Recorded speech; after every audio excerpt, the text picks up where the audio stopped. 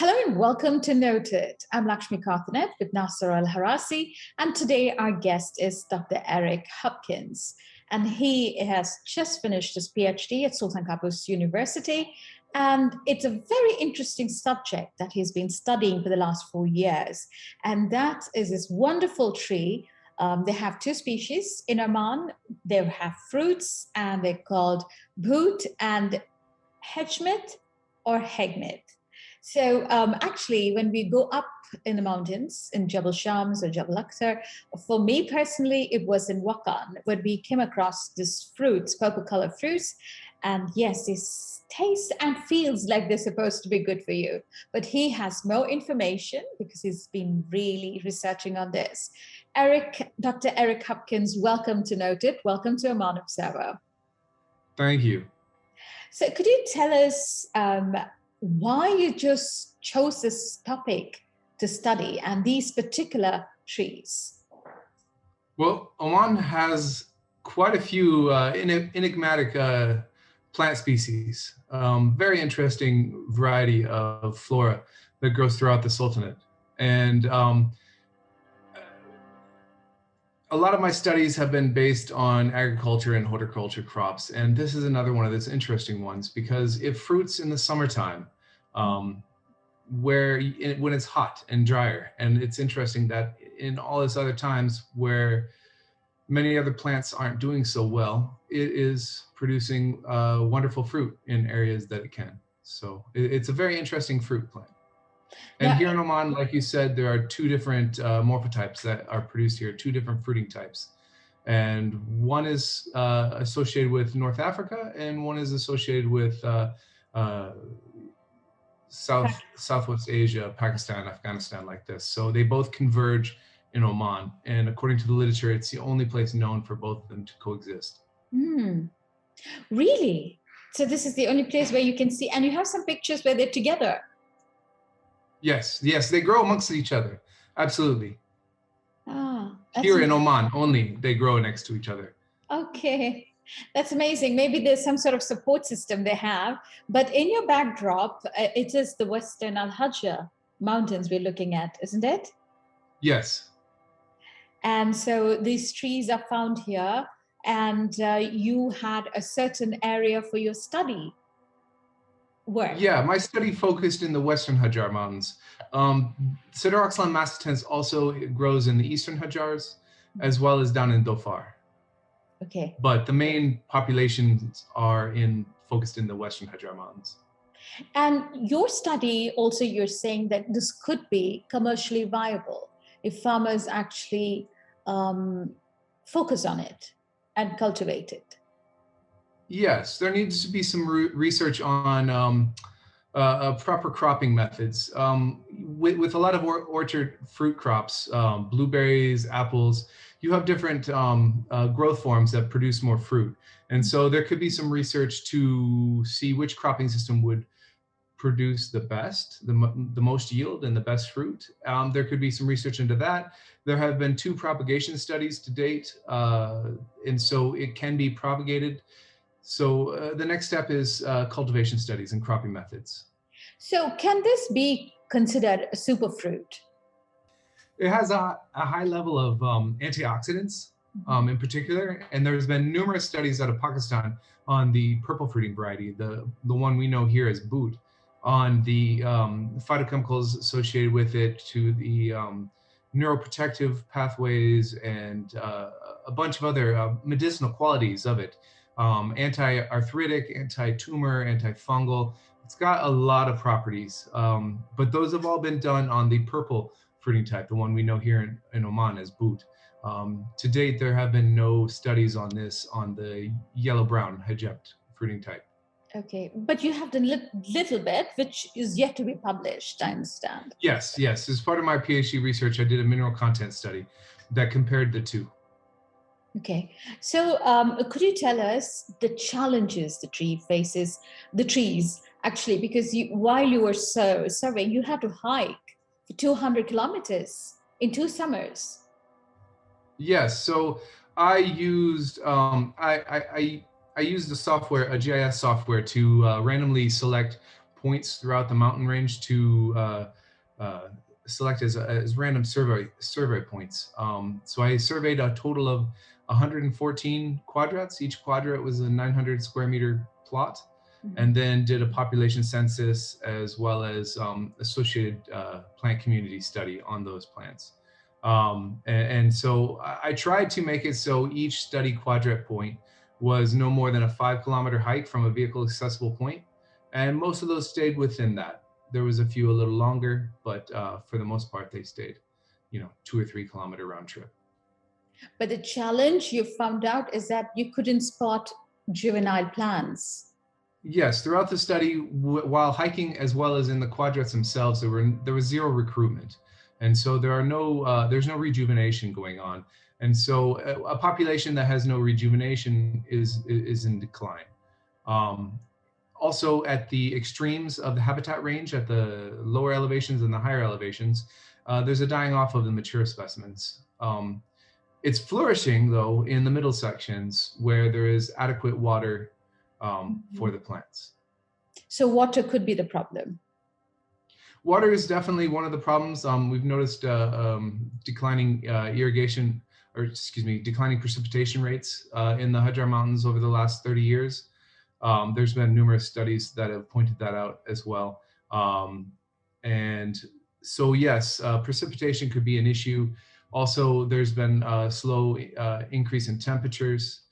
There's been no studies to date on the flower and fruiting requirements of this plant. But in the Western Hajar Mountains, there's a lot of temperate fruit crops that are not producing their yields like they once did. And this is because of the increase in temperatures. Okay. So one thing that was interesting is your observation on farmers adopting, the wild trees. Could you tell us more about that? Yeah, I've noticed many plantations and small little home plots will, while building, if there is an older mature specimen, they'll fence it off and irrigate it and care for it, which the plant thrives in these systems. So it produces quite a bit. One farmer I talked to said that they watered it once a week when needed during drought periods, and they would get up to 10 kilos off of it. The fruits? Throughout the year. Yes, of the fruit. Okay. So you mean to say the future could see these crops or the shrubs actually cultivated commercially? It has to be the same territory because this is where they thrive naturally. Especially being a native plant, it could be tougher than any other plants that could be introduced. Plus, you think instead of just being sold to people who visit the mountains, it could be taken to commercial markets. It absolutely could be marketed as the next fruit, superfruit. It's consumed fresh when in season, but it's also consumed dry as well. Really? And there is quite a bit of variety in the morphology of the fruit and the size and structure of it. So I found one specimen in the mountains that was up to almost 20 millimeters in diameter, and where a lot of the stuff that you will buy if you buy from the children on the roadsides or in the markets will be between 8 to 10 millimeters. And so within that variation, if we could start cultivating the best varieties that we can find and get good lineages for cultivated varieties for the farming, it definitely could be a marketable fruit crop.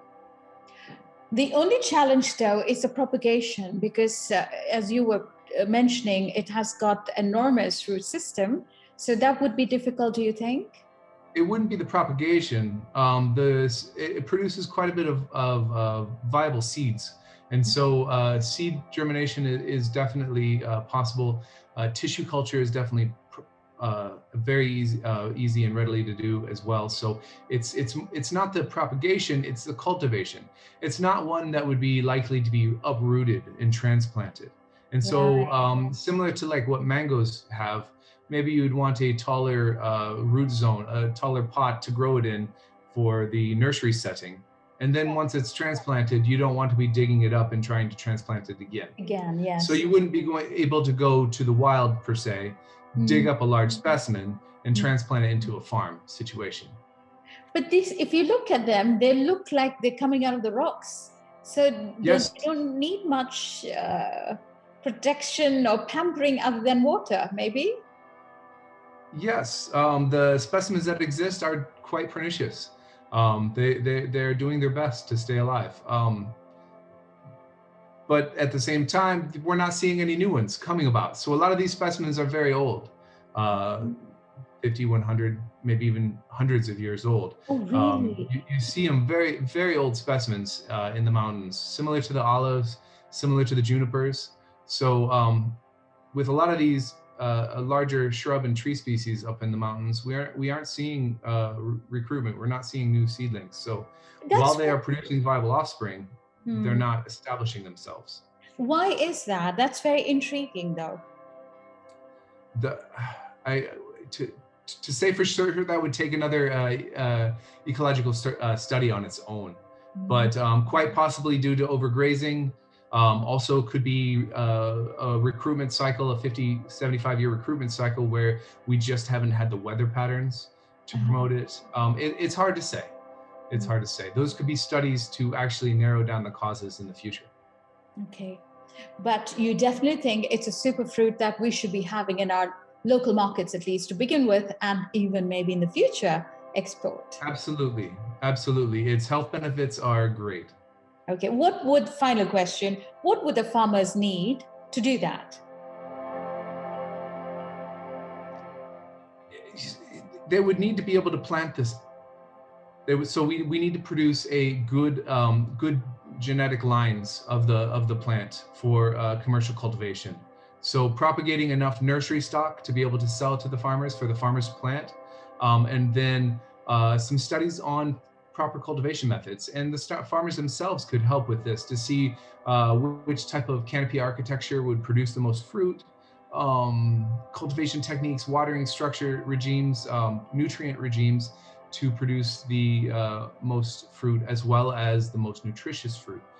As I mentioned to you earlier, drought-stressed plants tend to produce more fruit that is more has higher levels of nutritive properties. Like you drought-stress tomatoes, and you can get more lycopenes. You can get a heavier mineral content. You can get more antioxidants, such like this. So heavily watering these plants in cultivation may produce a good fruit, but it also may produce lower levels of the nutrition properties. Oh, that's true. Because you were also saying that when they are in the dry, arid areas, they have greater nutritional properties the way they are in the wild. Yes. So comparing my rudimentary preliminary study on the mineral content compared to the studies published and out of Pakistan, where the mountains get a lot more rainfall than here, where this plant grows. The levels of the fruit from here is higher in antioxidants than those in the previous reports. Okay. And that could be just because of the more arid condition here. True. So you never know, but we definitely need the juveniles and the smaller plants to come up. As you said, 100 years, 50 years. This is great treasure, actually. Yes, it is. And it, like I said, it's definitely something that could be beneficial to the farmers with an ecosystem where right now they're struggling with some of the temperate fruit crops that they grow. They're not producing as much. The yields are down. And so having being able to fall back on a native plant or something that's a little bit stronger like this would be a viable option for them to continue their agriculture. Perfect. And finally, I would like to know, you've been spending 8 years in Oman, 4 years in your master's at Sultan Qaboos University, now topped it with PhD. And you say you've had a great time? Absolutely. I couldn't have done this without the support of my supervisor. Sultan Qaboos University has been just wonderful in giving me this opportunity to research. Yes, I did 2 years with a master's program here and 4 years now with my PhD. So my postgraduate career has been 6 years here, and it's just been an absolute wonderful opportunity that I can't thank Sultan Qaboos University and my supervisor, Dr. Rashid Al-Yahyai, enough. It's just absolutely overwhelming. Has it been also fun hiking the mountains? I've seen much that most people would not get quite off the beaten path. Anything interesting that you came across other than the trees themselves? So many numerous beautiful flowers and other plants. as well as lizards and fox, you name it. The mountains are full of life. You don't notice how much life until you get up in them. I can imagine. Well, I want to say thank you so much, Dr. Eric Hopkins. Thank you indeed for being here with us, and congratulations on your PhD and your findings. Thank you very much. Thank you.